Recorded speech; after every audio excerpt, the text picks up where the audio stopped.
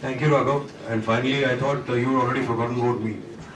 So, before I actually share my views, just two, three things which are coming to my mind. Firstly, good evening to everybody. I am Colonel Sandeep Tyagi. I am a director of Air Defense, Missiles and Technology in the Perspective Planning Directorate at the Army Headquarters. And like Shah Rukh Khan said in one of the famous movies, my name is Khan and I am not a terrorist, so I am not from IIT. Today seems to be a day for IIT bashing, so I thank God for that. I'm from Delhi University and not from IIT. Having said that, I think we are just about 2 hours behind schedule, so I will just speak for 5-7 minutes and try and focus onto the subject which possibly we all have a tendency to go at tangent to. Everybody loves captive audiences, so I'll restrict myself to about 5 to 7 minutes. I thank you, Raghav, and the team Engineering Watch for having called a representative from the Indian Army to share our views on the subject, which is, I believe, making the Make in India happen, role and relevance of the academia. Is that what you would discuss? Right. So I will focus on that. Like the Admiral has a prepared script, I also have one. We were told that we were to speak about 10 odd minutes on this subject, but keeping the form factor in mind, I'll just share my random thoughts on that issue. Indian Army is involved with the academy by the in-service officers going to, as the Admiral himself is part of an IIT, going to these institutes and doing their MTechs and BTechs.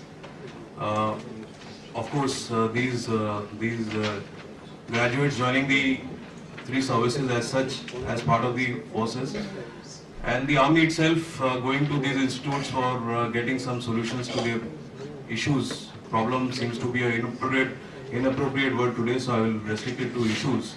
So to address these issues, we have a thing called Army Technology Board, which is chaired by the GOC-INC RTRAC, which is the Army Training Command, which interacts with various technical institutes. We managed to get 32 projects successfully made through this board, and 28 odd are ongoing. Unfortunately, because possibly the scene is as such in the country, only the IITs were involved in this. Thank God Sir has left, otherwise he would have bashed me up. He has not left. Okay, he's coming back. Right. So no, this is a fact. You see, while we can go on and on for this particular thing, and like I said, I'm not from IIT. But finally, where do you go to if you need solutions? And by the way, you made a point about DRDO. I'm not here for it, but DRDO is not outsourced this project to any of the IITs as far as I know. I've been interacting with DRDO past 2.5 years very closely in all projects. So that seems to be an inappropriate deduction which he has made anyway. So about 32 projects have been successfully seen through. Army is always keen to innovate from the very grassroots levels. While you're sitting at 18,000, 20,000, 22,000 feet and you want something done, you would rather do it yourself. You will not patent it later on and say that this is the innovation which we did and we came up with an innovative solution to something. But then you do it, right? So, things like counter IED equipment which in-service officers have made for themselves while in consultation with the academia, like I said, all the IITs in the... Recently, I was part of a discussion which was in Sikandragarh, the 17th Army Technology Board meeting. A lot of IIT directors were there, and other higher technical institutions, including the Army Institute of Technology also, and institutes from Sikandragarh there. We had a lot of discussion on this particular issue, and we are changing a lot of policies, just to keep the talk focused to what I am here for, to involve the students, to involve the faculty. Somehow, I am getting my mind always back to what the Vice Chancellor said, that the faculty is away most of the time, and somebody else also made this point over here, where is he teaching?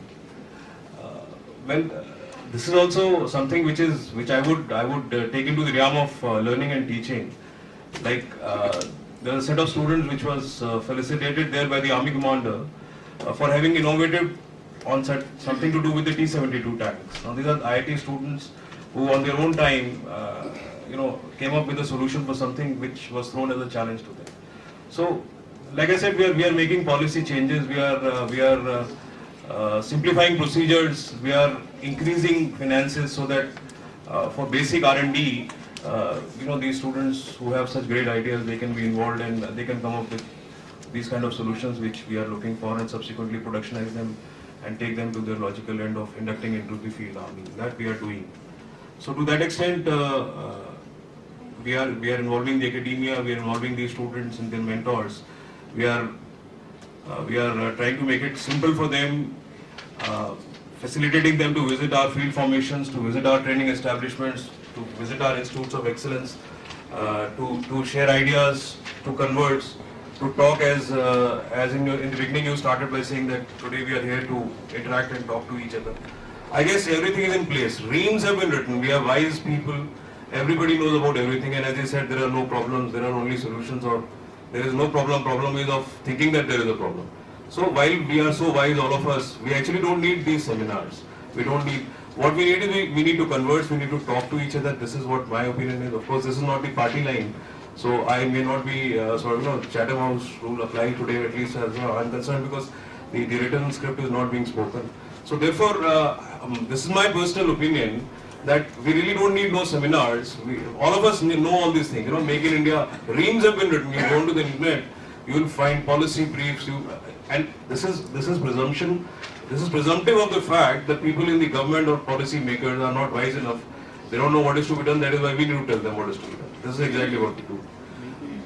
Not so. I guess everybody knows his job, and therefore, to presume that people don't, while we can suggest various ways and means, but I guess what is required really, as Raghav said, is to talk to each other, and we are doing that as far as Army is concerned. We are involving all sorts of academic institutes in giving us solutions. We are talking to them literally through headquarter integrated defense staff, through the Ministry of Defense, through Army Technology Board. We are doing all of that, and I guess this thing will be taken up in a much greater fashion.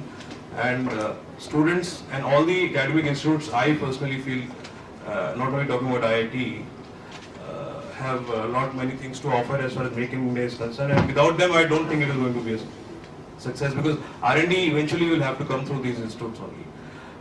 While DRDO has a place in it, a very place of eminence, I would say, but then again, I was again part of a seminar on indigenization where I met Mr. Ambar Dubey and Ashish Puntambekar. I wonder if you had read this paper written by Ashish Puntambekar on defense economic zones. It's a 100-page document. I don't think it is in the public domain, but I think it's sent to the Prime Minister. So, he talks about making these DEZs, because the financial part and the economic viability is talked about, but he says that, how we can introduce the technical institutes over there to be doing only defense-related research and development and defense-related work. So possibly we also need to think about this, that the rest of the engineering course curriculum goes on as it is going on right now, but we need to establish institutes which are only dealing with defense research and development, defense-related issues, and who are innovating in these matters.